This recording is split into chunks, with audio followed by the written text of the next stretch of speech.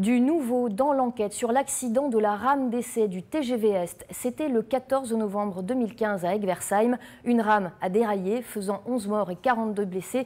Grégory Fraisse, vous êtes avec nous. Vous avez eu connaissance de nouveaux éléments, les conclusions définitives du rapport d'enquête. Oui, Karine, conclusions définitives qui ont été transmises aux familles hier. Et ce n'est pas complètement un hasard, puisque nous sommes à quelques jours de la date anniversaire de la catastrophe et que c'est souvent à ce moment-là que de nouveaux éléments judiciaires sont communiqués. Il faut montrer que l'enquête avance. Et qu'apprend-on ? Écoutez, Karine, nous avons pu prendre connaissance de ces conclusions définitives. Elles ne nous apprennent pas grand-chose sur les causes de l'accident provoqué, on le sait, par une vitesse excessive au moment d'aborder la courbe de l'échangeur de Vendenheim.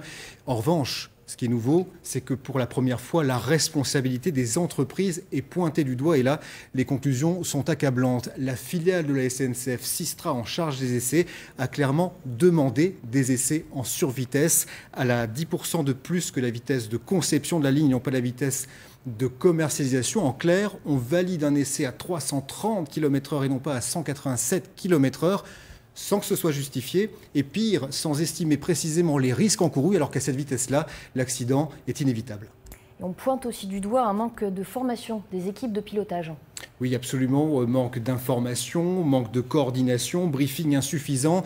Il est clairement dit que personne à bord n'est véritablement en mesure d'estimer les conditions du freinage, à quel moment il faut freiner. L'équipage est livré à lui-même, procède de façon estimative, au doigt mouillé.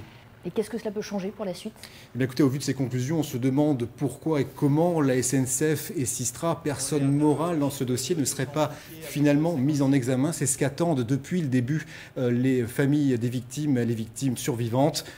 Affaire à suivre donc.